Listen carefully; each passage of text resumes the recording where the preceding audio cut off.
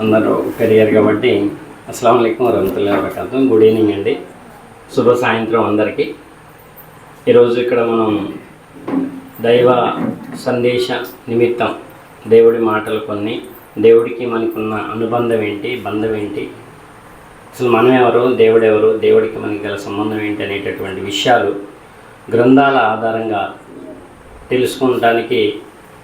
తెలుసుకునే ప్రయత్నం చేద్దాం. ఈ యొక్క ప్రయత్నంలో దైవం మనకి తోడుగా ఉండాలి. ఆమీన్. తదాస్తు.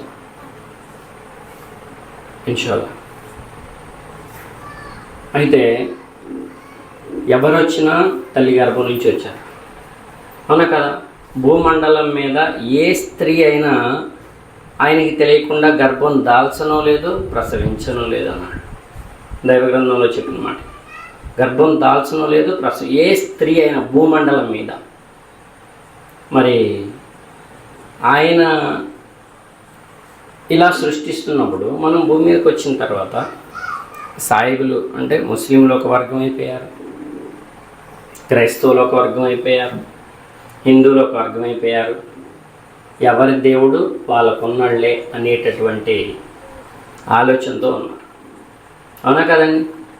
ఇంకా రీసెంట్గా ఏంటంటే ముస్లింలకి హిందువులకి మధ్య భక్తి పేరుతో అంటే కలహాలు సృష్టించి రాజకీయ లబ్ధి పొందుదామని కొంతమంది తయారై కూర్చున్నారు.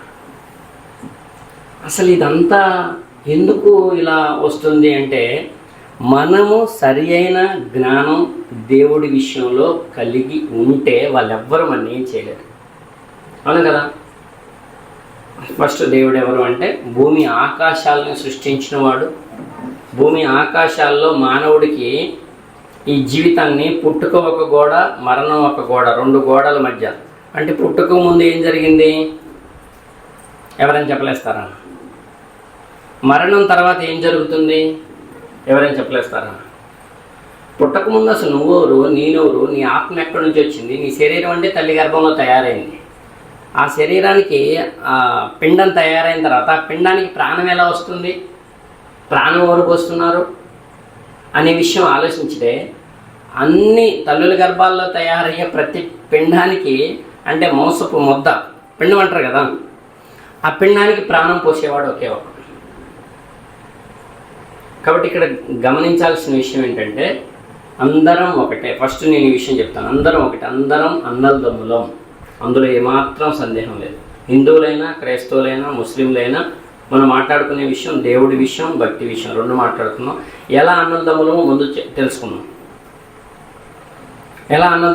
తెలుసుకున్నాం. ఉదాహరణకి ఒక ముస్లిం వ్యక్తికి యాక్సిడెంట్ అయింది. ఏంటంటే నాది ప్రసంగం కాదు, మనం మాట్లాడుకుంటున్నాం, పరిశీలించుకుంటున్నాం. మీకు తర్వాత 100 డౌట్లు ఉన్నా, 200 డౌట్లు ఉన్నా, నాకు ఈ డౌట్ ఉంది కాసిం గారు అని అంటే ఆ డౌట్ని నేను గ్రంథ ఆధారంతో క్లియర్ చేస్తాను. కాబట్టి మనం మాట్లాడుకుంటున్నాం. నేనేదో ప్రసంగికుని మీరేదో వింటున్నారనే ఆలోచన లేకుండా రెస్పాన్స్ అవ్వండి ఇన్షాల్లా దేవుడు అనుగ్రహంతో. ఓకే. ముస్లిం వ్యక్తికి యాక్సిడెంట్ అయింది, రోడ్డు మీద పోతుంటే కారో ఆటో ఏదో మొత్తానికి గుద్దింది, బ్లడ్ అంతా పోయింది. హాస్పిటల్కి తీసుకెళ్తే అక్కడ బ్లడ్ అవసరమైంది. ఆ గ్రూపు రక్తం హిందూ సోదరులు దొరికిద్దా? దొరికింది. ఆ గ్రూప్ రక్తం క్రైస్తవ సోదరులు దొరికిద్దా? దొరికింది.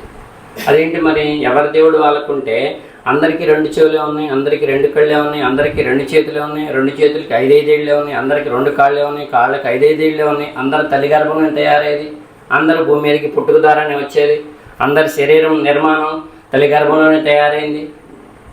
నిజంగానే మీరు ఎవరి దేవుడు అనుకుంటే సాయిబులకి ఏమో 2 చేతులు ఉన్నాయి, క్రైస్తవులు ఏమో త్రియేక దేవుడు అని చెప్తున్నారు కదా, తల్లి కుమార పరిశుద్ధాత్మ, తండ్రి కుమార పరిశుద్ధాత్మ. వాళ్ళకి 3 చేతులు ఉన్నాయి, 3 కళ్ళు ఉన్నాయి, 3 కాళ్ళు ఉన్నాయి. వాళ్ళ దేవుడు వాళ్ళని సృష్టించండు, మీరేం ఇక్కడ ఒక్కడని చెప్తే మేమెట్ నమ్ముతాం అని చెప్పి ఇంట్రాగేషన్ చేయడానికి ఏమన్నా అలాంటి గుర్తులు ఉన్నాయా? ఈ నిర్మాత ఎవరయ్యా అంటే ఈ మనుషులందరినీ నిర్మించిన నిర్మాత, సృష్టికర్త అయినటువంటి దైవం. అంటే అందరూ అన్నదమ్ములు అనేటటువంటి విషయం కూడా హిందూ సోదరుడికి రక్తం అవసరమైంది, ముస్లింలకు దొరకదా? క్రైస్తవులకు దొరకదా? ఇండియా వాళ్ళు బయట చాలా దేశాలు, అన్ని దేశాల్లో దాదాపుగా బయట ఉన్నారు. వాళ్ళకి అక్కడ అవసరమైంది బ్లడ్. ఆ బ్లడ్ విదేశీల్లోంచి దొరకదా? దొరుకుతుంది. కోటాను సంవత్సరాలకి ఇలా మనం ఒక జంట సంతానం ఒక చెట్టుకి, ఒక చింత చెట్టు ఒక విత్తనం నాటితే ఒక 4-5 సంవత్సరాల తర్వాత బాగా కాసి ఎరగాస్తే దాని విత్తనాలు గింజలు లెక్కలేనన్ని ఎలాగైతాయో 4-5 సంవత్సరాల్లోనే, ఇలా లక్షల సంవత్సరాలు అవుతుందో, ఎన్ని సంవత్సరాలు అవుతుందో మనిషి ఊహ ఎవరు చెప్పలేరు. భూమి మీద మొట్టమొదటి మనిషి ఎప్పుడు అడుగు పెట్టాడో చెప్పలేరు. అన్ని లక్షల సంవత్సరాలకి ఇలా 800 కోట్ల మంది జనాభా ప్రపంచవ్యాప్తంగా విస్తరించారు. అందరం అన్నదమ్ములమే. కాబట్టి ఇక్కడ మనం దైవాన్ని తెలుసుకోకపోతే నష్టపోయేది మనం. అర్థమవుతుందా? నాకు దేవుడు అవసరం లేదు అంటే, దేవుడు అవసరం నీకుంది, నాకుంది, నీకుంది. మన అవసరమే దేవుడికి లేదు. అర్థమవుతుందా? మన అవసరమే దేవుడికి లేదు, కానీ దేవుడు అవసరం మనకి ఖచ్చితంగా ఉంది. ఎలా ఉంది ఏంటనేది తెలుసుకున్నాం. దాని తర్వాత భక్తి అనేది ఇవాళ మనం 2 నిమిషాలు దేవుడు ఎవరనేది షార్ట్లో చెప్తాను. తర్వాత భక్తి గురించి కూడా నేను వివరంగా తెలియజేసే ప్రయత్నం చేస్తాను నిమిషాలు. ఇది చూస్తే సృష్టి నిర్మాణం కానీ, శరీర నిర్మాణం కానీ ఇదంతా కూడా ఒకటే కనిపిస్తుంది. ఇదంతా దీని యొక్క సృష్టికర్త అయిన దైవం ఒకే ఒక్కడు. ఇందులో ఏమన్నా డౌట్ ఉందా? ఆ దైవం, ఇప్పుడు ఇందులో డౌట్ లేదు, ఆ దైవం మానవుడికి పుట్టుక మరణం అనే 2 గోడల మధ్య జీవితం ఇచ్చి, ఆయుష్ ఇచ్చి, జ్ఞానం ఇచ్చి, సంపద ఇచ్చి, గౌరవం ఇచ్చి, బంధాలు ఇచ్చి, పరీక్షా నిమిత్తం ఇవన్నీ ఇచ్చి పరీక్షిస్తున్నాడు. ఏమేమి ఇచ్చాడు చెప్పండి? మీకు బంధాలు ఇచ్చింది ఎవరు? పుట్టుక ద్వారా అన్ని బంధాలు వచ్చేసినాయి. అమ్మ అమ్మ అన్నాం, నాన్న నాన్న అన్నాం, అత్త అత్త, మామ మామ, చిన్నపిల్లల కాడి నుంచి అన్ని బంధాలు పుట్టుకతోనే కదా వచ్చేది. బంధాలు ఇచ్చినోడు ఎవరు ఇప్పుడు? అని మీరు అలా చూడొద్దు, రెస్పాన్స్ ఇవ్వాలి. ఎవరు? సృష్టికర్త అయిన దైవమా కాదా? దైవమే. తర్వాత జ్ఞానం ఇచ్చిందోరు? పుట్టగానే ఏం తెలియదు, బంధాలు వచ్చినాయి అనేది తెలియదు, ఏమీ తెలియదు. పక్కకు డొలటానికి 21 రోజు పట్టింది, అమ్మాటానికి 6 నెలలు పట్టింది, నడవటానికి సంవత్సరం పట్టింది, జ్ఞానం రావడానికి 10 సంవత్సరాలు పట్టింది. అవునా కదా? అలాగా బంధాలు ఇచ్చాడు, జ్ఞానం ఇచ్చాడు, శరీర భాగాలన్నీ ఇచ్చాడు, అందరికీ ఇచ్చాడు. ఏ ఒక్కరికి కూడా ఏ లోపం చేయలేదు. శరీర నిర్మాణంలో చేయలేదు, సృష్టి నిర్మాణంలో చేయలేదు. అందరికీ వర్షం కురుస్తుంది. ముందు సాయిబుల్ దేవుడు సాయిబులకి వర్షం కురిపించిన తర్వాత, లేదా హిందువుల దేవుడు ముందు హిందువులకు వర్షం కురిపించిన తర్వాత ఆయన స్టాప్ చేసి ఇప్పుడు హిందువుల దేవుడు ముస్లింల దేవుడు కురిపించిండు, అయిపోయింది. లేదా హిందువుల దేవుడు కురిపించిండు, తర్వాత ముస్లిం దేవుడు కురిపిస్తాడు, తర్వాత క్రైస్తవుల దేవుడు. అలా ఉందా? వర్షం కురిపించేవాడు ఒక్కడే. పంచభూతాలు ఆయన అధీనంలో ఉన్నాయి. ఆయన మనుషుల కోసం దాన్ని వశం చేసి ఆయన కంట్రోల్లో పెట్టాడు. అదే ఈ విషయం క్లియరా?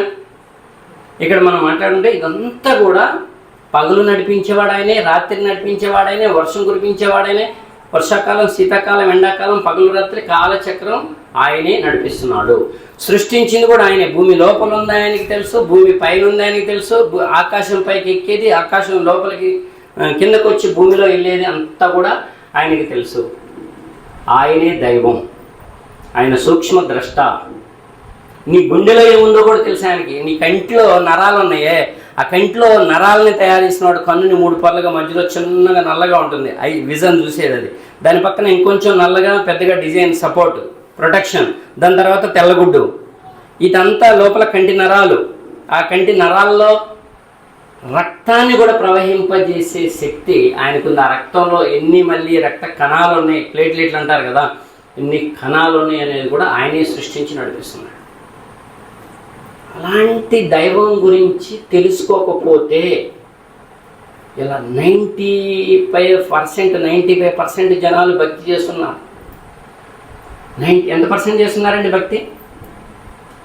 ఎంత పర్సెంట్ చేస్తున్నారు సమాజంలో భక్తి? జనాలు, ప్రజలు 5% నాస్తికులు ఉన్నారు. దేవుడు లేడు, ఏం లేడు అని చెప్పేవాళ్ళు 5% ఉన్నారు. మిగతా వాళ్ళంతా ఆస్తికులే, భక్తులే. ఇసుకేస్తే రాలనటువంటి జనం. దర్గాల కాడ ఇసుకేస్తే రాలటం లేదు, గుళ్ళు కాడ ఇసుకేస్తే జనం రాలనంత జనం, చర్చిల కాడ ఇసుకేస్తే రాలనంత జనం. భక్తి ఎక్కువ మోతాదులో ఉందా లేదా? మరి భక్తి ఎంత ఎక్కువ మోతాదులు ఉన్నప్పుడు న్యాయంగా రావాలా, అన్యాయంగా రావాలా? సమాజంలో ఏం రావాలి? నీతిగా రావాలా, అవినీతిగా రావాలా? బోలజీ చెప్పండి. ఏం కానొస్తుంది మరి? అవినీతి కానొస్తుంది, అవునా కదా? కుట్రలు, కుతంత్రాలు, ఈర్ష్య, అసూయ, పక్కనోడు బాగుపడితే ఇల్లు కట్టుకున్నా తట్టుకోలేము, బంగారం కొనుక్కున్నా తట్టుకోలేము, బండి కొనుక్కున్నా తట్టుకోలేము, అవునా కదా? మళ్ళీ అందరం భక్తి పరులమే. ఏదో సామెత చెప్పినట్టుంది అనమాట. అందరూ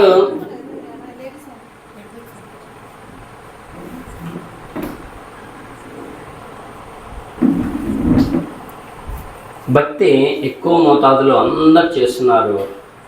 భక్తి ఎవరికి చేస్తున్నారయ్యా అంటే ఏమో దేవుడు అని అనుకుంటున్నాం.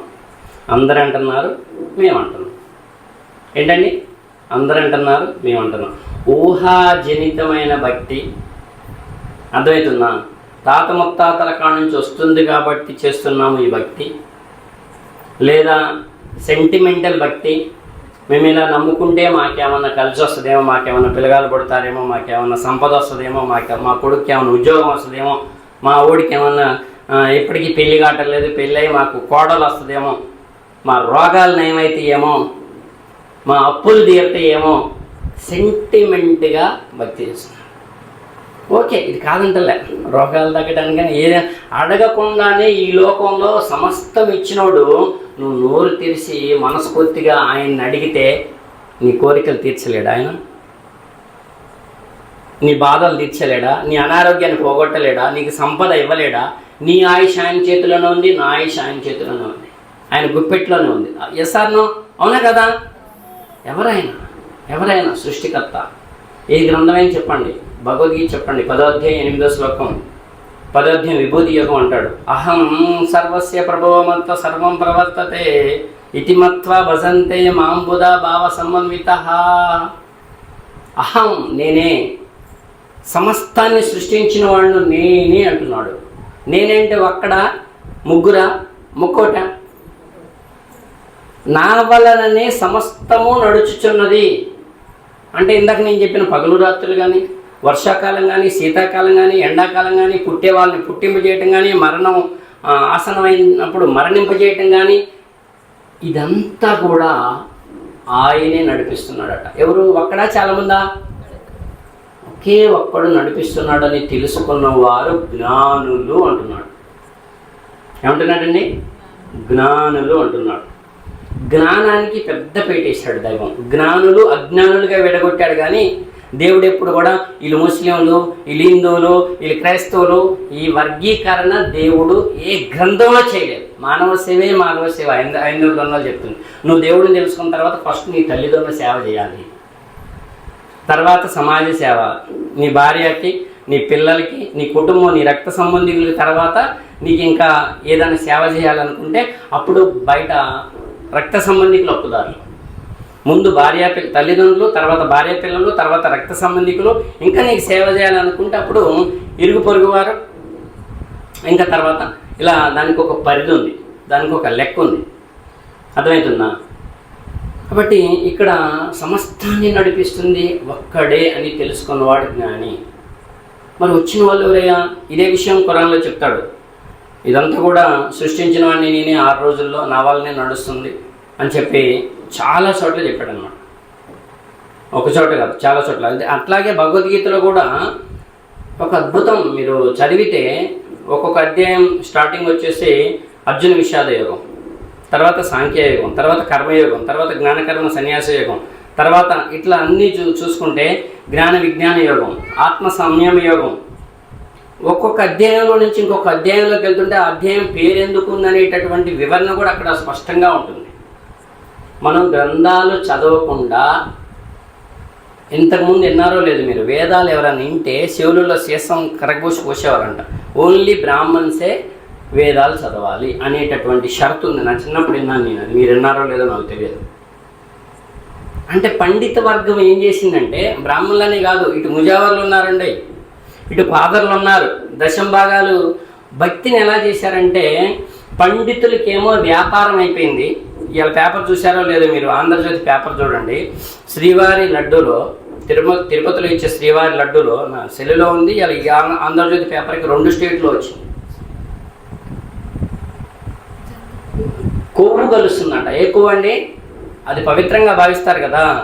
మరి అక్కడ వాళ్ళంతా ఏం చేస్తున్నారు? ఏ కొవ్వు కలుస్తుందో తెలుసా? చేప నూనె అని చెప్పి కింద పంది కొవ్వు, బీఫ్ కొవ్వు కలుస్తుంది శ్రీవారి లడ్డూలో. ఒళ్ళు గగురు పడవదండి ఈ మాట వింటే. అంటే వ్యాపారం అయిపోయిందా, అయిపోలేదా?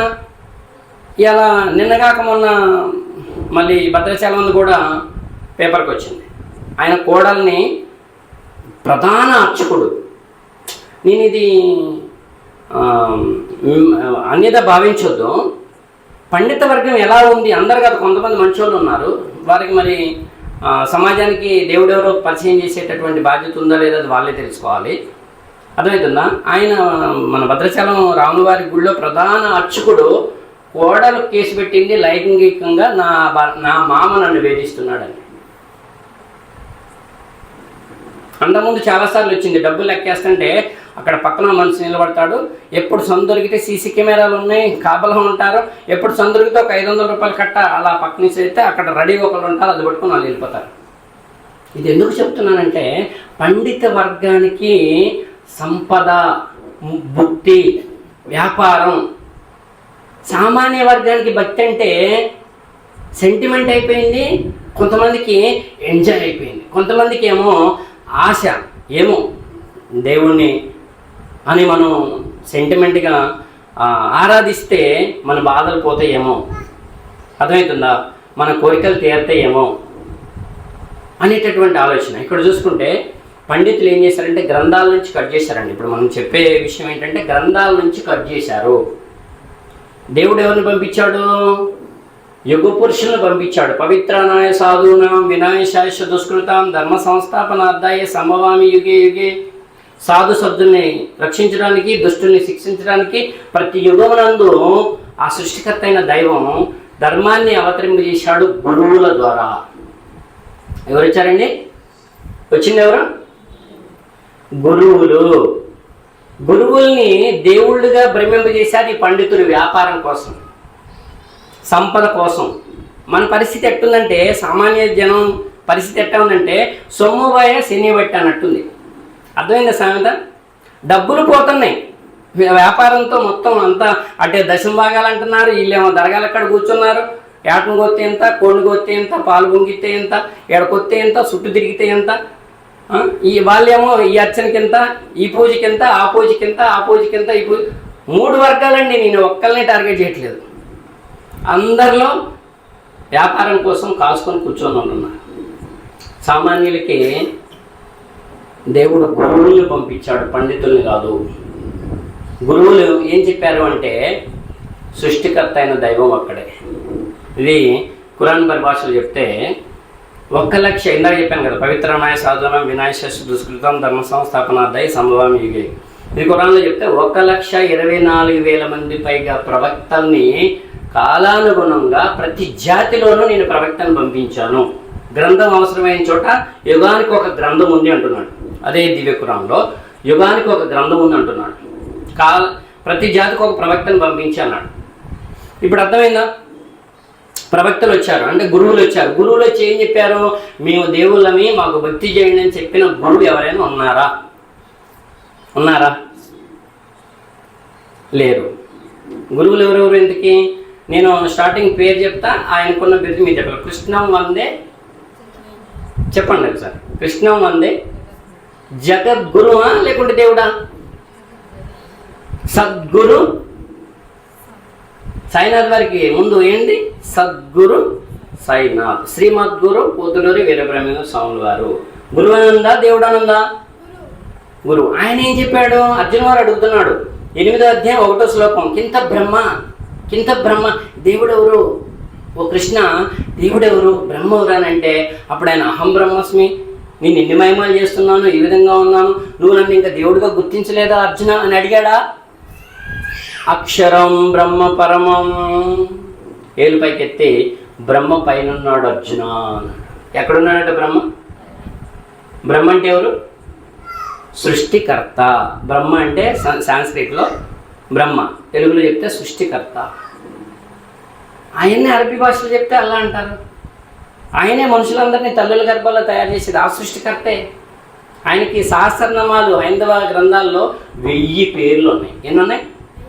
ఖురాన్లో 100 పేర్లు, 99 పేర్లు చెప్తే ఇంకా అనేక పేర్లు ఉన్నాయి. మంచి పేర్లు అని కూడా ఆయనే అని చెప్పి ఖురాన్లో చెప్పడం జరిగింది. 19వ అధ్యాయంలో చెప్పడం జరిగింది. మరియం సూర. అర్థమవుతుందా? ఇప్పుడు నేను చెప్పింది మీకు అర్థమైందా? గురువులు వచ్చి ఏం చెప్పారు అంటే దేవుడు ఒక్కడేం చెప్పారు. అదే శ్రీరాములు వారు మరి బాణం వేసేటప్పుడు, రావణ బ్రహ్మను చంపేటప్పుడు ఆయన దగ్గర ఉన్న బాణాలన్నీ వేసిండు అయిపోయింది. ఆయన చావట్లేదు. లాస్ట్కి ఇంకొక బాణమే మిగిలింది. ఇలా తీశాడు, నుదుటి మధ్య పెట్టుకున్నాడు, ఆ దేవుడిని ఆరాధించాడు. అర్థమవుతుందా? ఆ దేవుడి పేరు కూడా రాముడు ఉంది. అది అరబీలో చెప్తే జమీల్. రామ అంటే అందమైన వాడు. దేవుడికి 1000 పేర్లో అందమైన అనే పేరు కూడా దేవుడి పేరే ఇది. ఆ పేరుని దశరథ మహారాజుకి ఎంతమంది భార్యలండి? ఎంతమంది భార్యలు చెప్పండి? మనం ఇక్కడ దేవుణ్ణి తెలుసుకోకపోతే నష్టపోయేది మనమే. అర్థమవుతుందా? ఇక్కడ పండితుల వలలో చిక్కుకొని నష్టపోతాం. రేపు దేవుడి కాడికి పోయిన తర్వాత నీ జ్ఞానం ఇచ్చాను కదా, నువ్వెందుకు పరిశీలించలేదు? ఎవరు చెప్తే వాళ్ళకి గుడ్డిగా నడవటానికి కదా నీ జ్ఞానం ఇచ్చింది, అందుకు కాదు కదా అని చెప్పి దేవుడు అడిగితే మన దగ్గర ఆన్సర్ ఉండాలి. ఆన్సర్ లేకపోతే ఏమైంది? దైవదూతలు అడుగుతారు. ఇటొక చెయ్యి 2 గట్టిగా ఇట్లా పట్టుకుంటారట. ఓ మానవుడా, చూడండి ఎంత మధురంగా. ఓ మానవుడా, పరమదాత అయిన నీ దైవం పట్ల ఏ విషయం నిన్ను మోసంలో పడవేసింది? ఆ మాట ఎన్నిసార్లు చదివినా గుండె జల్లు అంటండి. పరమదాత, నీ కాళ్ళు ఇచ్చింది ఆయన, నీ కళ్ళు ఇచ్చింది ఆయన, నీ బ్రెయిన్ ఇచ్చింది ఆయన, నీ చెవులు ఇచ్చింది ఆయన. అర్థమవుతుందా? నీకు బంధాలు ఇచ్చింది ఆయన, నీకు సంపద ఇచ్చింది ఆయన, నీకు గౌరవం ఇచ్చింది ఆయన, ఈ లోకంలో స్థానం ఇచ్చింది ఆయన, ఎనలేని గౌరవం, ఎనలేని సంపద ఆయన, నీకు కావలసిన ఆయుష్ ఇచ్చింది ఆయన. ఆయన్ని వదిలేసి భార్య అని మురిసావా? భార్యని ఇచ్చింది కూడా ఆయనే కదా, భార్యకి భర్తనిచ్చింది కూడా ఆయనే కదా. అర్థమవుతుందా విషయం? అంటే ఈ బంధాలన్నీ కూడా మాయా, ఈ సంపద మాయా. అర్థమవుతుందా? ఈ యొక్క బలం మాయా, ఈ బలం కూడా మాయా. ముసలోళ్ళం అయిపోయినాం, తడిసిన పెండ తట్టు లేవదు. అర్థమవుతుందా? ఆ మెట్టు దిగాలంటే గడగడగడ ఉరుకుతారు. ఆడ జారి కింద పడితే నడుములు ఎరుగుతాయో, కాళ్ళు ఎరుగుతాయో, చేతులు ఎరుగుతాయో, తల బగిరితో కింద ఉంటాం, పైకి పోతాం. వయసులో ఉన్నప్పుడు యవ్వనం ఆయన ఇచ్చిన బహుమానం, జ్ఞానం ఆయన ఇచ్చిన బహుమానం, జీవితం ఆయన ఇచ్చిన బహుమానం. ఒకే ఒక్కడా చాలామందా? అందరికీ సాయిబులకు ఒకళ్ళు ఇచ్చారు, హిందువులకు ఒకళ్ళు ఇచ్చారు, క్రైస్తవులకు ఒకళ్ళు ఇచ్చారు. అలా ఉందా? అక్కడ చూసుకుంటే ఆయన ఒకే ఒక్కడు, ఆయన పరమదాత. కాబట్టి నేను ఇంతకుముందు ఒకసారి మాట్లాడుకున్నాం మనం. ఇది వారంలో ఒక్కరోజు ఇలాంటి కార్యక్రమం మీరు కూడా మీ చేతులు కూడా గ్రంథం పెట్టి ఆ గ్రంథాన్ని చదివించే విధంగా జ్ఞానవంతులు అవుదాం. అలాంటి కార్యక్రమం వారానికి ఒక రోజు పెట్టమని నేను సిద్ధి గారిని మనస్ఫూర్తిగా కోరుతున్నాను. ఎందుకంటే మనం జ్ఞానవంతులు అయితే మన ఇల్లు జ్ఞానవంతులు అవుతారు. ఇంట్లో అందరు పిల్లలతో సహా. దైవానికి భయపడకపోతే రాక్షసుడైపోతాడు మనిషి. ఈ ఒక్క విషయం నేను వివరించి భక్తి గురించి 2-3 మాటలు చెప్పి ముగిస్తాను. జ్ఞానవంతుడంటే దేవుడికి భయపడేవాడండి. దేవా, నాకు జ్ఞానం ఇచ్చావు, నువ్వు ఎవ్వరికి భయపడపోయినా పర్వాలేదు, ఎవ్వరికి భయపడక్కర్లేదు, కానీ ఒక్కడే మాత్రం భయపడాలి. ఎవరికి? దేవుడికి. సృష్టికర్త అయిన దైవానికి భయపడితే ఎక్కడున్నా నువ్వు ఒక్కడిగా ఉంటే ఆయన 2వ వాడిగా నీతో ఉన్నాడు. నువ్వు 2గా మీరుంటే 3వ వాడిగా ఆయన మీతో ఉన్నాడు. మీరు 10 మందిగా ఉంటే 11వ వాడిగా మీతో ఉన్నాడు. మీరు అర్ధరాత్రి అమావాస్య చీకట్లో లేచిన ఆయన మీతో ఉన్నాడు. ఒంటరిగా ఉన్న, గుంపులో ఉన్న ఆయన మీతో ఉన్నాడు. ఇంకా చెప్పండి, సీసీ కెమెరాల నిఘాలో ఉన్నాం అనుకోండి, ఎలా ఉంటుంది? భయం అయితే భయం కదా. ఏ చిన్న తప్పు జరిగినా అగో రికార్డ్ అవుతుంది. ఈ సీసీ కెమెరా ఇప్పుడు వచ్చినాయి. దైవదూతల్ని కుడివైపు ఒక దూత, ఎడమవైపు ఒక దూత, 2 దూతలను మన మీద కాపలా పెట్టాడట. మంచి పని చేస్తే కుడివైపు ఉన్న దైవదూత రాస్తుంది, పలానా ఆమె పలానా అతను ఈ పని చేశాడు ఈ సమయంలో.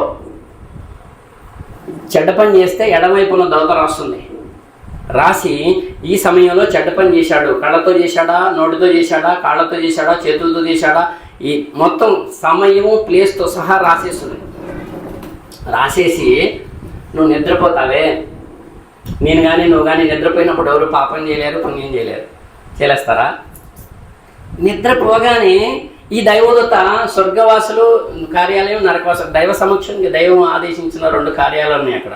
ఆ కార్యాలయం దగ్గరికి వెళ్ళేసి మన యొక్క రోజువారీ చిట్ట అక్కడ ఇచ్చేసి వెంటనే వచ్చేస్తాయి. మీ లెక్క నా లెక్క రోజు దైవ సమక్షానికి వెళ్తుంది. ఎందుకు చెప్తున్నానంటే ఇది, సూర్యుడు మనకంటే ఎన్నో రెట్లు శక్తిమంతుడు, అవునా కదా? అక్కడి నుంచి ఒక 2-3 లక్షల కిలోమీటర్లు దగ్గరికి జరిగిండు అంటే మాడి మసి అయిపోతాం భూమి మీద ఎవరు మనం. అది జరిగిద్దా? వస్తుందా? దగ్గరికి వస్తుందా? ఎవరాజ్ఞ? రాదు. ఎవరాజ్ఞ? ఆయన ఆజ్ఞ. భూమి నీ కాళ్ళ కింద ఉందే భూమి, అలా ఒక్కసారి అలా ఊగిందనుకో, భూకంపం రెక్టార్ స్కేల్ మీద 6-7 అంటేనే అల్లలాడిపోతున్నాం. 10-12 అంటే ఉంటాం ఏడ. నాకు బలం ఉంది, నా ఇల్లు 5 అంతస్తులు, భూకంపానికి ఏం కాదు, నేను ఎడే పడుకుంటా, ఎడే ఉంటా, ఎవరు వస్తారా రమ్మను చూద్దామని అనే దమ్ము ధైర్యం ఎవరికైనా ఉందా? మొన్న వరదలు చూశారుగా, అందరూ ఉన్నోళ్ళు లేనోళ్ళు అందరూ. ఇక్కడ నీకోసం భూమిని కంట్రోల్ చేశాడు ఆయన, నీకోసం సూర్యుడిని కంట్రోల్ చేశాడు ఆయన, నీకోసం ఈ యొక్క వేడిమి వెలుతురిని కంట్రోల్ చేశాడు. నువ్వెందుకు దేవుడికి భయపడాలంటే, పొద్దున్న లేచాం, తర్వాత ముఖం కడుగుతాం, గబగబా టిఫిన్ అంట. పొద్దున్న టిఫిన్ తిన్నాం, ఎవరిదండి అది? లేదా ఎక్కడి నుంచి వచ్చింది అది? పైనుంచి వర్షం కురిస్తే భూమి నుంచి ఆహారం పంటగా లేస్తుంది. మధ్యాహ్నం భోజనం చేసాం, 3 సార్లు భోజనం ఎవరిస్తున్నారు? నువ్వు డబ్బులు పెడితే వస్తుంది అనుకుంటున్నావు, డబ్బులు కాదు. వర్షం కురకపోతే నీకు ఇక్కడ ఎక్కడి నుంచి పంట వస్తుంది? అన్నం 3 సార్లు ఇచ్చినవాడు ఆయనే. అర్థమవుతుందా? ఇవన్నీ కంట్రోల్ చేస్తూ నిన్ను పోషిస్తున్నాడు, నన్ను పోషిస్తున్నాడు. మరి అన్నం తినేటప్పుడు, టిఫిన్ చేసేటప్పుడు దప్పికేస్తుందా ఏదా? ఆ నీళ్ళు ఎవరి? ఆయనేనా కాదా? సాయిబులకు ఒక నీళ్ళు, హిందువులకు ఒక నీళ్ళు, క్రైస్తవులకు ఒక నీళ్ళు. ఎవరి నీళ్ళు వాళ్ళకి. సాయిబులకేమో తేనె, హిందువులకేమో అమృతం, క్రైస్తవులకేమో ఇంకేమైనా అమృతానికి మించి ఇంకేమైనా ఉంది, ఎవరు దేవుడు వాళ్ళకి ఇచ్చాడు, అట్లుందా? సాయిబుల నాలుక మీద ఉప్పుగల్లేస్తే తీయగుంటుందా? హిందువుల నాలుక మీద ఉప్పుగల్లేస్తే తీయగుంటుందా? ఎవరిచ్చారు ఈ నాలుక? ఆలోచించాలా వద్దా? పరమదాత అయిన ఆ దైవం మానవుడికి ఇన్నిచ్చి ఇవన్నీ కూడా నా ఇల్లు అంటున్నావే. డబుల్ కాట్ మంచం, డన్లప్ పరుపు, బ్లాంకెట్ బెంగళూరు నుంచి తెప్పించినట్టు ఒక ఆయన. బెంగళూరు నుంచి తెప్పించిండు. ఆ రోజే గృహప్రవేశం, ఆ రోజే బ్లాంకెట్ ఓపెనింగ్. అది ఎన్నో లక్షలైందంట. లక్షలైతే ఇంత నా మంచం ఇంత, నా బెడ్రూము, నా బెడ్ ఇంత కాస్ట్, ఇంత రాయల్టీ అని చూపించుకోవాలని ఆయాలనే బ్లాంకెట్ అందరికి చూపిద్దామని చెప్పి ఏం చేశాడంటే, ఓపెనింగ్ చేయాలి దాన్ని తీసుకొచ్చాడు. బెంగళూరు నుంచి తీసుకొచ్చి అక్కడ బెడ్రూమ్లో పెట్టాడు. గృహప్రవేశం ఆ రోజే సుందరంగా ఇల్లు కట్టుకున్నాడు. అందరినీ పిలుస్తాడు కదా గృహప్రవేశానికి. బాగుందా ఇల్లు? ఎట్టుంది చెప్పవే? లోపల మనసులో ఉండదంట. ఈ బజార్కి మళ్ళగానే నా ఇల్లే బాగుంది కదా మనసులో ఉంటుంది. పొగడాలని అంతేగా అడిగేది. ఇల్లు బాగుందని చెప్పవే, పొగడవే, ఆ పొగిడించుకోవాలంటుంది. అయిపోయింది. అక్కడ అందరు వచ్చారు, బంధువులు అందరూ వచ్చారు. ఆ గృహప్రవేశం ఇంకొక 2-3 గంటల్లో మొత్తం అందరికి భోజనాలు స్టార్ట్ కావాలి. ఆయన పోయి ముందు ట్రైల్ వేద్దాం అనుకున్నంట. అది ప్యాకింగ్ దాన్ని చించాడు, ఆ బ్లాంకెట్ ఇట్లా ఓపెన్ చేశాడు. ఒకసారి ట్రైల్ వేసి చూద్దామని చెప్పి ఇలా కప్పుకున్నాడంట. అలా కప్పుకోగానే అప్పుడే వచ్చింది స్ట్రోక్, హార్ట్ అటాక్. అంతే, అది కప్పుకున్నాడు, అక్కడే పోయాడు. ఎంత లక్షలట బ్లాంకెట్ ఒకటే, అక్కడే పోయాడు. పోతే ఇప్పుడు చెప్పండి ఇక బంధాల సంగతి. అటు ఇటు ఇంకా మా ఆయన రావట్లేదు, ఎతుకుతారు. ఏడి అందరూ మరి భోజనాలు ఇక అయిపోయింది, అరగంట అయింది, గంట అయింది, 2 గంటలు అయింది, ఎవరి కోసం ఆగరు భోజనాలు. అక్కడ అయింది, స్టార్ట్ చేయండి, ఇటు భోజనాలు స్టార్ట్ చేసి తినోళ్ళు తింటున్నారు. ఈ మొత్తం సగం భోజనాలు అయిపోయింది, గృహప్రవేశం అయిపోయింది. చూసేసరికి ఏడు మా ఆయన అంటే బెడ్రూమ్లో పోయి చూసేసరికి బ్లాంకెట్ గీస్తే నిర్జీవిగా పడున్నాడు. బావురు అన్నది, గుండెలు పగిలేలా ఏడ్చింది. ఎంత ప్రేమ ఉన్నా. పెళ్ళైన రోజు నుంచి నా భర్తను వదిలిపెట్టి నేను ఒక్కరోజు కూడా ఉండలేదు. నేను నా తల్లిగారింటికి పోతే సాయంత్రానికి నాతో వచ్చేవాడు. ఏమైందా బంధం? ఇదంతా మాయ లేకుండా నేను ఉండలేను. ఆ ఐస్లో పెట్టో, ఆ ఫ్రిడ్జ్లో పెట్టో, అది ఉంది కదా, తీసుకొస్తున్నారు కదా ఇప్పుడు, అది ఏసీ, ఆ ఏసీలో పెట్టి మా ఆయన ఏడే ఉంచుకుంటా, మీరు దానం చేయడానికి వీలు లేదు అని అంటుందా? భార్య ఒక మాయ. ఆ బంధం తెగిపోయింది అంతే. ఆస్తి బంధం ఎప్పుడైతే తెగిపోయిందో ఆ బ్లాంకెట్ కింద ఉంచుతారా నేను ఒక వారం రోజులు? నన్ను కానీ, నిన్ను కానీ, ఆయన్ని కానీ. మాయ ఇదంతా. పండితుల వలలో చిక్కుకోవద్దండి. గురువులు, యుగ పురుషులు మార్గం, ఉత్తమమైన మార్గం, దైవ మార్గం చూపించారు. అందరం ఒకటి, అందరు దేవుడు ఒక్కడే. జ్ఞానవంతులుగా జీవిద్దాం, దైవ అనుగ్రహం పొందుదాం. ఎప్పుడైతే బయటికి తీసుకొచ్చారో ఆ డబుల్ కట్ట మంచం మీద ఉంచలో తీసుకొచ్చి, నేను రీసెంట్గా అండి మా ఊరు కోమటిగూడెం, వాళ్ళకి ఎకరాలు దగ్గర 10 ఎకరాలు వాళ్ళు ప్రెసిడెంట్గా చేశారు. అంతకుముందు కోమటిగూడెంలో పెద్ద పేరున్న వాళ్ళు. ఆమె ఎక్కడ చనిపోయింది? నట్టింట్లో చనిపోయింది లేడీ. మార్నింగ్ అప్పుడే మేము నమాజ్కి పోయిస్తాం, ఫజర్ నమాజ్ పోయేటప్పుడు ఏం సౌండ్ లేదు, వచ్చేసరికి చనిపోయింది అన్నారు. మా ఇంటి ఎదురుగా అనమాట. నాకు ఏందమ్మా అంటే, అత్తయ్య చనిపోయిందిరా అంటే, అందరం అలానే కలిసిమెలిసి ఉంటుంది. అత్తయ్య చనిపోయిందిరా, సరోజన అత్తయ్య. పరేషాన్ వెళ్ళే లోపలికి వెళ్ళాక అందరూ ఎవరు రాలే, ఒక 5-6 ఉన్నాం. క్షమించాలి, కొంచెం టైం ఎక్కువ అయింది, నేను బంద్ చేస్తాను 2 మాటలు చెప్పి అన్న తర్వాత ఇంకొక 5-6 వచ్చారు. మేము ఒక 5-6, 10 మంది అయ్యారు. పెద్ద మనుషులు వాళ్ళు ఫోన్ చేసి వచ్చారు. వాళ్ళు అంటున్నారు, అక్కడ ఇంట్లో నుంచి తీసుకొచ్చి ఇక్కడ వాకిలు ఉంటుంది కదా, ఇంటి ముందు ఫ్రంట్ పోర్షన్ కింద పడుకోబెట్టాలంటున్నారు. ఆశ్చర్యపోయాను. కింద పడుకోబెట్టాలి, మాకు సంప్రదాయం మంచం అంటే సాకులకు పోతాయో నాకు తెలియదు. నేను ఎవరిని విమర్శించట్లేదండి. నాకు ఒక్కసారి షాక్. అంత పేరుంది, అంత గొప్ప వాళ్ళు తీసుకొచ్చి ఇంటి ముందు కింద సాపేసి కింద పడుకోబెట్టాలంటున్నారు. షాక్ అయిపోయాను నేను ఒక్కసారి. ఇదేంటంటే మా సంప్రదాయం ఇదే, మంచం వేస్తే మంచం సాకులకు పోతే మంచం మీద పడుకోబెట్టకూడదు మేము. ఇదేంటి అని ఆయన అడిగాను నేను. మాయ ఏంటంటే కింద వద్దరొచ్చినోడు అన్నాడు. అప్పటికప్పుడు సార్ కింద కాదని చెప్పి నేను టెంట్ హౌస్కి ఫోన్ చేసి టెంట్ హౌస్ బలాలు తెప్పించి టెంట్ బలాల మీద పడుకోబెట్టాను. అంటే ఓకే, ఇదేదో బాగుంది. ఎంత ఉంటే ఏముందండి, అర్థమవుతుంది. ఇంటి ముందు తీసుకొచ్చి వాకిట్లో పడేశారు. బాధ అనిపించి టెంట్ బలాలు పెట్టాము. ఇది మన జీవితం. ప్రాణం ఉన్నప్పుడు ఏమేమంటుంది? నా ఇల్లు, నా మంచం, నా బెడ్, నా కంచం, నా భర్త, నా పిల్లలు ఊపిరిపోయింది అంతే. ప్రాణం పోవటం అంటే గాలిలో ప్రాణం కలిసిపోవటం, శరీరం అగ్నిలోనో మట్టిలోనో కలిసిపోవటం కాదు. దైవదూత వస్తుంది. తల్లి గర్భంలో ఎప్పుడైతే పిండం తయారయ్యాక ప్రాణం పోస్తుందో ఆ ప్రాణం ఆ పిండం నుంచి కలిపితే ప్రాణం, శిశువు పుట్టుక. ఈ శరీరం నుంచి లోపల ఉన్న ఆత్మను ఎప్పుడైతే బయటికి తీయడం జరుగుతుందో ఈ శరీరం నేల పడిపోతుంది, అది మరణం. ఆ ప్రాణం ఆత్మని దైవదూత వచ్చి దేవుడాజ్ఞ మేరకి ఆ హృదయంలో ఉన్న ప్రాణాన్ని, గుండెల్లో ఉన్న ప్రాణాన్ని బయటికి తీయనంత వరకు నువ్వు మంచంలో పడున్నా, గాలి ఒకటి పీలుస్తున్నా, నీళ్ళు తాకున్నా, అట్లా గాలి పోయిందా లేదా అని ఇక్కడ పెట్టి చూస్తారు తప్ప, నువ్వు తినకున్నా 10 రోజులైనా 15 రోజులైనా అట్టే ఉంచుతారు తప్ప ఎవరు దానం చేయరు. చేస్తారా? లోపల ఏముంది? ప్రాణం ఉంది. ఆ ప్రాణం దైవ సమక్షానికి వెళ్తుంది. నువ్వు మంచోడువా చెడ్డోడువా, భార్యతో ఎలా ఉన్నావు, భర్తతో నువ్వు భార్య ఎలా ఉంది, పిల్లలతో ఎలా ఉన్నావు, సంపద ఎలా సంపాదించావు, సంపద ఎలా ఖర్చు పెట్టావు, ఇవన్నీ లెక్క చెప్పాలి. ఎందుకంటే పంచభూతాలు నీ కోసం, పశువులు నీ కోసం, వృక్షాలు నీ కోసం, సూర్యుడు నీ కోసం, చంద్రుడు నీ కోసం. ఈ లోకమే నీకు వశం చేశాడు. ఈ లోకం వశమైంది. నువ్వు దేవుడి వశం కాకుండా ఇంకొకరి వశం అయితే నువ్వు దేవుడి దారి తప్పిపోయావు. కాబట్టి దేవుడి దారిలోకి రావాలంటే గ్రంథాలు అధ్యయనం చేయాలి. యుగ పురుషుల ఋషీశ్వరుల గురువుల మార్గాల్ని అన్వేషించాలి. పండితుడు అదే చెప్తున్నాడా, దారి తప్పిస్తున్నాడా? ఎప్పటికప్పుడు స్కాన్ చేయాలండి.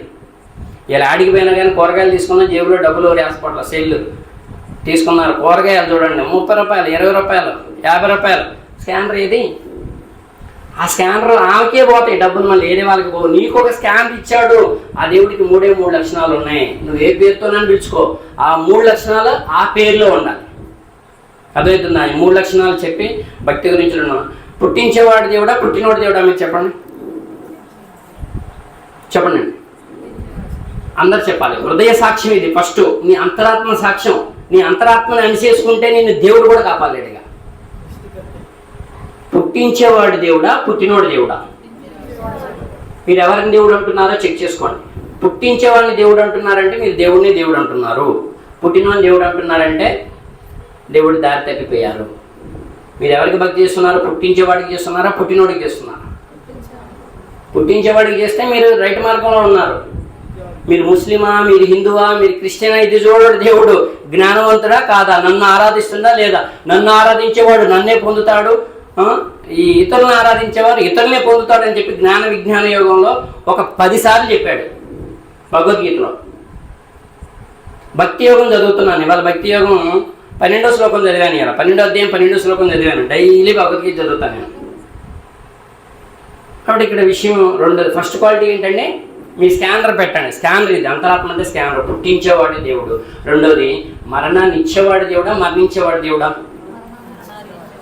మరణాన్ని మీ స్కానర్ మీ అంతరాత్మ మరణాన్ని ఇచ్చేవాడే దేవుడు. మరి వీళ్ళందరు దేవుళ్ళు అయితే ఇప్పుడు మరి వీళ్ళని ఆరాధిస్తున్నాగా మనం. దేవుడు మరణాన్ని ఇస్తాడు, మరణించడు. ఆయన 3వ క్వాలిటీ ఆయన ఒక్కడే అన్నాను కదా, ఒక్కడికి 3 క్వాలిటీస్ ఉన్నాయి. 3వ క్వాలిటీ వచ్చేసి, ఇంతవరకు ఎవరైనా దేవుడిని చూసారా?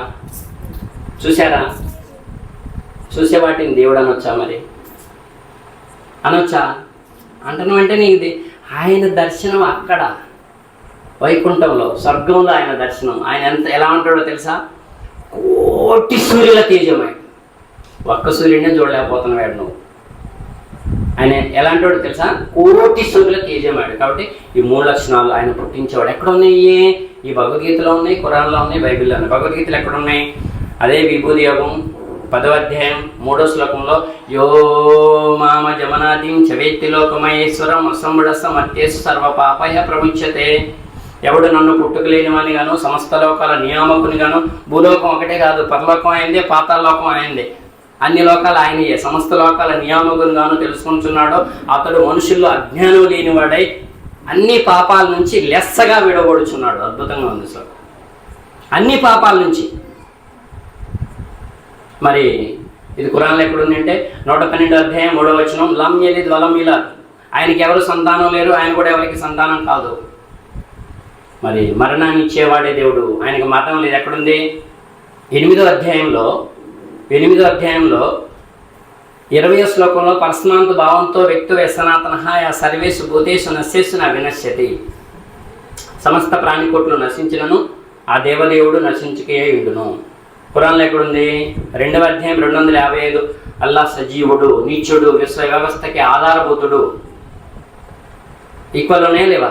గ్రంథాల బోధంతా ఈక్వలే ఉంది. మన శరీరం ఎట్లయితే 2 కళ్ళు, 2 చేతులు, 2 కాళ్ళు, మనం అంతా ఎలా ఉన్నామో గ్రంథాల బోధ కూడా ఈక్వల్గా సమానంగా ఉంది.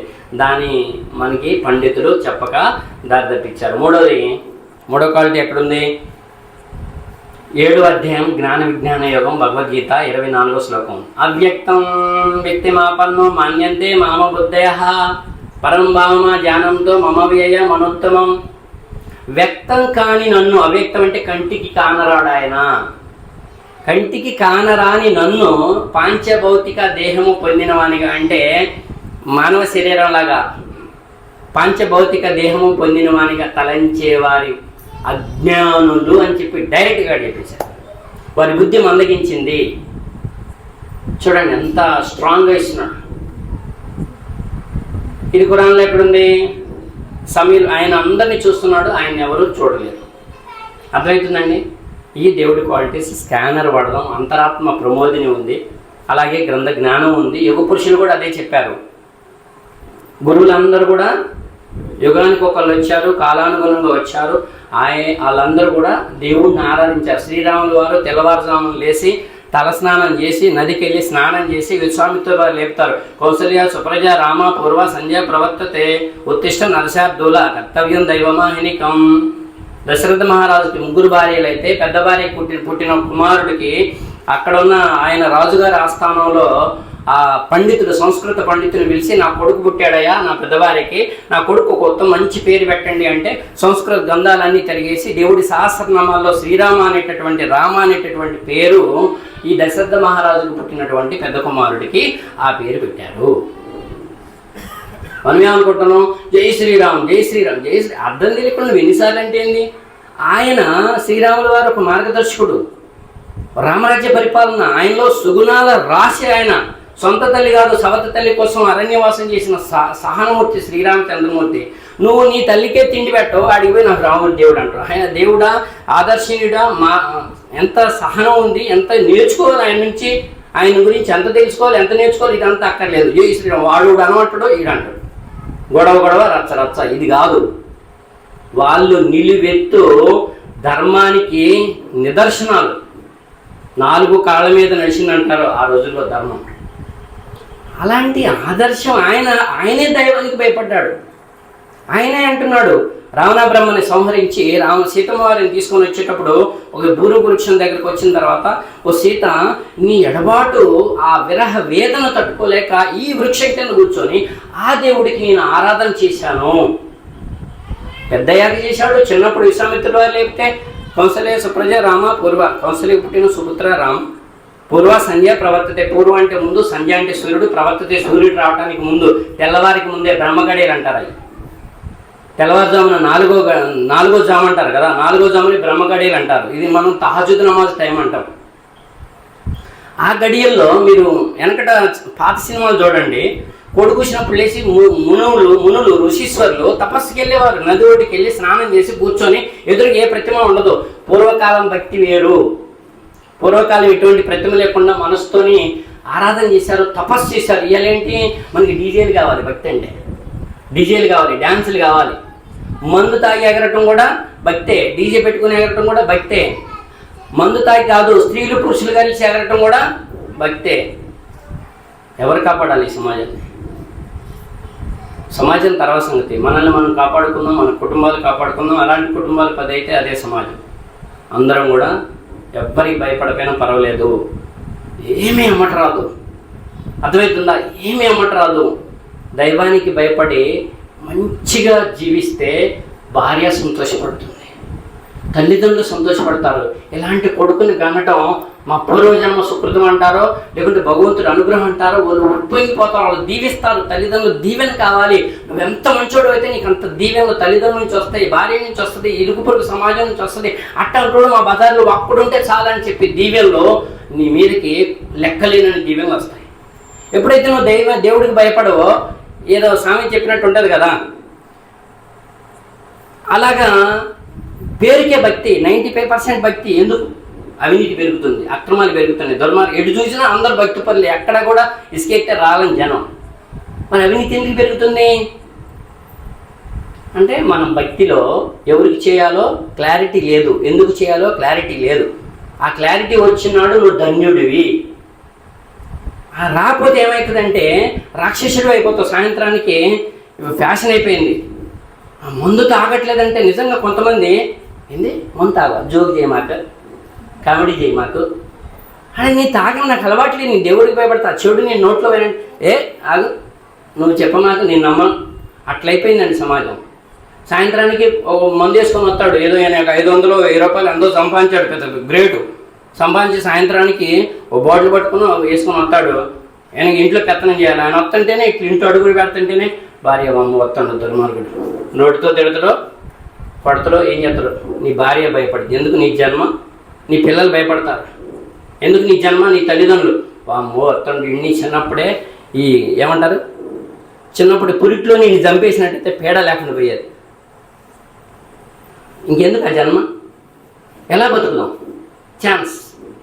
పగలు రాత్రులు, పగలులాగా వెలుతురులాగా గ్రంథాల్లో బోధ భగవంతుడు ఒకడని తేట తెల్లంగా ఉంది, రాత్రి లాగా అజ్ఞాన జీవితం ఉంది. అందుకే రోజు పగలు రాత్రులు చూపిస్తాడు. ఒక్క మాట చెప్పి నేను ముగిస్తున్నాను. అజ్ఞానం అంటే చీకటితో పోల్చడం జరిగింది. దైవం పోల్చాడు. అజ్ఞానం అంటే చీకటి, జ్ఞానం అంటే వెలుతురు. వెలుతురుని జ్ఞానంతో పోల్చడం జరిగింది. రోజు పగలు చూపిస్తున్నాడు, రోజు రాత్రి చూపిస్తున్నాడు. తెల్లారుదామన్నా తెల్లారింది లే అంటాం చూసారా? కాంతి వచ్చింది, కాంతి వచ్చింది లే. ఇప్పటికైనా ఈ అజ్ఞానాన్ని వదిలేసి గ్రంథాల్లో ఉన్న జ్ఞానాన్ని, ఆ వెలుగును పట్టుకుందాం అనేటటువంటి సూచన దాంట్లో ఉంది. రోజు 365 రోజులు సంవత్సరానికి నువ్వు ఎన్ని రోజులు బతుకుతావో అన్ని రోజులు ఆ అజ్ఞానం అనే చీకటిలో నుంచి జ్ఞానం అనే వెలుగులోకి రావని ఆ బ్రహ్మ, ఆ సృష్టికర్త, ఆ అల్లా నిన్ను పిలుస్తున్నాడు. ఆ పిలుపు అందుకుంటే ధన్యుడివి, ఆ పిలుపు అందుకోకపోతే ఆ పాతాళానికి విసిరివేయబడతావు. పరమదాత ఆయన. ఏం చూసైనా మొరవండి, ఇది ఇచ్చినోడు ఆయనని అర్థం చేసుకొని ఆయన్ని తలవండి. ఇదే మానవ జీవిత పరమార్థం. మీకు ఏమైనా సందేహాలు ఉంటే నేను దువా చేస్తున్నాను. మనందరికీ దేవుడు ఎవరో అర్థమైంది, గురువులు ఎవరో అర్థమైంది. గురువుల్ని గురువులుగా, దేవుణ్ణి దేవుడిగా గుర్తించడమే జ్ఞానం. ఇది గ్రంథాలు స్పష్టంగా తెలియజేయబడ్డాయి, గ్రంథాల్లో తెలియజేయబడ్డది. మళ్ళీ గురువుల్ని దేవుడు అంటే చిన్న ఉదాహరణ చెప్తాను. ఇలా మీరు చెప్పుకుంటూ పోతే నాకు సమయం తెలియదు. మీకు మరి వినాలని అంటే నాకు తెలియదు. మీకు అర్థమవుతుందా, అర్థం కావట్లేదా, లేకుంటే బోర్ కొడుతుందా, ఆ దేవుడికే తెలియాలి. నాకు రెస్పాన్స్ ఇస్తే అది వ్యవహారం మీరే ఉంటుంది. ఒక ఇంటికి కోడలు వచ్చింది, కొడుకు పెళ్ళైంది, కోడలు వచ్చింది. ఎవరు అత్త, ఎవరు మామ, ఎవరు భర్త, ఎవరు మరిది అని తెలిసి ఉండకపోతే అందరు నాకు సమానం అంటే ఆ ఇంటి పరిస్థితి ఏంటండి? క్షమించాలి, అర్థం కావడం కోసం మాత్రమే చెప్తున్నాను. ఏంటంటే ఆ ఇంటి పరిస్థితి చెప్పండి. నా ప్రశ్న అర్థమైందా? ఒక ఇంటికి కోడలు వస్తే ఎవరు మామ, ఎవరు భర్త, ఎవరు మరిది, ఎవరు అత్త, ఎవరు ఆడపడుచు, ఎవరికి ఇచ్చే ప్రయారిటీ వాళ్ళకి ఎలా? అందరు నాకు సమానమే అనాలా? అందరు సమానం అంటే అంతకు మించినటువంటి క్షమించాలి. అలాగే దేవుడు, ఆయనతో సాటి సమానులు ఎవరు లేరు. గురువులు దేవుడికి భయపడ్డారు. గురువుల స్థానం గురువులదే. ఆ స్థానం సాక్షాత్తు భగవంతుడు ఇచ్చాడు. గురువు స్థానం గౌరవించాలి, అనుసరించాలి. దేవుడి స్థానం భయపడాలి, ఆరాధించాలి. ఈ క్లారిటీ ఇవ్వటం కోసం మాత్రమే నేను ఆ ఉదాహరణ తీసుకున్నాను. మనం జ్ఞానవంతులం. పశువులకి లేదు అలాగా. బంధాలతో, ఏ బంధంతో ఎలా ఉండాలో పశువులకి లేదు, పక్షులకి లేదు, మనుషులకే ఉంది. ఎందుకంటే మనుషులకి దేవుడితో ఒక బంధం ఉంది, ఒక బాధ్యత ఉంది. దాన్ని గుర్తెరిగి జ్ఞానవంతులుగా జీవిద్దాం. మానవ జీవిత పరమార్థాన్ని పొందుదాం. మానవ జీవిత సాఫల్యాన్ని అనుగ్రహించమని, ఇక్కడ ఎవరైతే హాజరయ్యారో వారందరి ఇళ్లలో ఆయుర ఆరోగ్యాలు అనుగ్రహించమని, వారి పిల్లలు పెరిగి పెద్దవారై జ్ఞానవంతులై తల్లిదండ్రులకి సేవ చేసుకునేటటువంటి మంచి బుద్ధిని ప్రసాదించమని, వ్యాపారాల్లో, ఉద్యోగాల్లో మంచి మంచి స్థాయిల్లో స్థిరపడే అనుగ్రహాన్ని ప్రసాదించమని నేను దువా చేస్తున్నాను. ఆమేన్. జై హింద్.